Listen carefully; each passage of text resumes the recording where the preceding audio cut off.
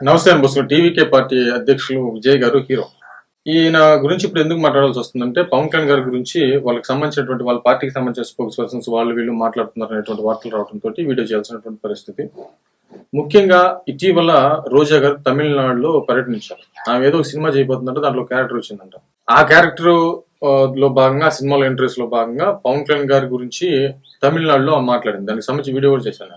But ఏంటంటే ఆమె విజయ్ గారికి మీరు ఇచ్చే సలహా ఏంటి అని అంటే వాళ్ళు రాజకీయంగా ఇచ్చేటువంటి సలహా ఏదో ఇవ్వచ్చు, కానీ పవన్ కళ్యాణ్ గారిని ఉదాహరణకు చూపిస్తూ ఇలా ఉండొద్దు, నువ్వు ఇలాంటి రాజకీయాలు చేయకూడదు అనేటువంటి విధంగా విజయ్ గారికి సలహా ఇచ్చేటువంటి ప్రయత్నం చేసింది. ఇప్పుడు ఆ రోజు ఎంత మాట్లాడినా కూడా రోజా గారికి ఇచ్చేటువంటి కౌంటర్ ఏంటి అని అంటే ఈ రోజు దొరికింది. అంటే మనం ఇచ్చినట్టు కాదు, డైరెక్ట్ గా విజయ్ గారే ఒక కౌంటర్ ఇచ్చినట్టు అయిపోయింది. ఎందుకనంటే ఇప్పుడు విజయ్ గారు భగత్ కేసరి మన బాలకృష్ణ గారి సినిమాని ఆయన రీమేక్ చేసుకుంటున్నాడు తమిళ.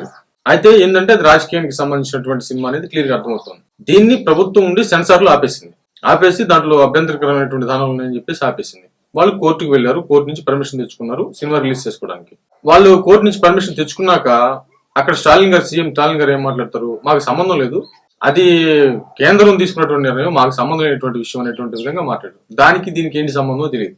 అంటే ఒక రకంగా చెప్పాలంటే విజయ్ గారిని అటు కేసుల పరంగాను లేకపోతే ఇటు సినిమాల పరంగాను ప్లస్ పర్సనల్ జీవితానికి సంబంధించి తీవ్రంగా టార్గెట్ చేస్తున్నారు అనేది మాత్రం క్లియర్ గా అర్థమవుతుంది స్టాలిన్ ప్రభుత్వం. ఈ విషయానికి ఆ సోషల్ మీడియా అంటే ఇప్పుడు విజయ్ గారికి సంబంధించిన సోషల్ మీడియా అవ్వచ్చు, అదే విధంగా స్పోక్స్ పర్సన్స్ టీవీకే పార్టీకి సంబంధించిన స్పోక్స్ పర్సన్స్ వీళ్ళందరూ కూడా కౌంటర్ ఇస్తున్నా కూడా విపరీతమైనటువంటి అరాచకం అయితే స్టార్ట్ చేశారు.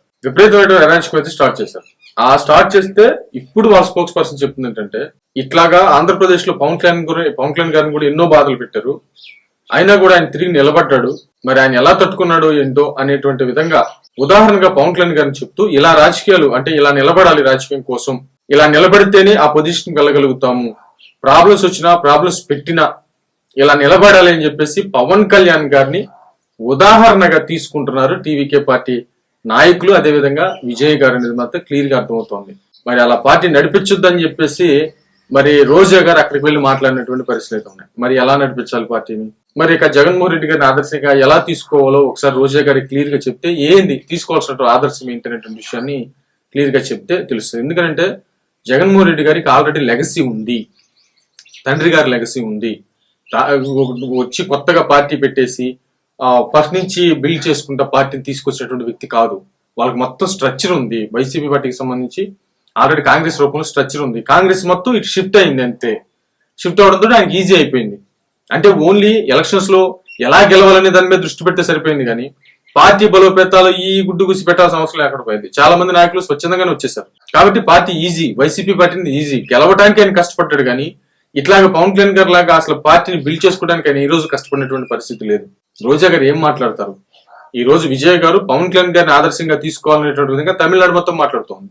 మరి ఇప్పటికైనా కూడా రోజా గారు అంటే ఎందుకు పనికిరానటువంటి మాటలు కాకుండా మంచి మాటలు మాట్లాడితే ఆమెకి 10 ఏళ్ల లైఫ్ ఉంటుంది రాజకీయాలు అనేటువంటి విధంగా చాలా మంది సోషల్ మీడియాలో హితవగలుగుతున్నారు. మరి ఆమె వింటదా అంటే నాకు తెలిసి తినకపోవచ్చు, మరేమైతే చూద్దాం.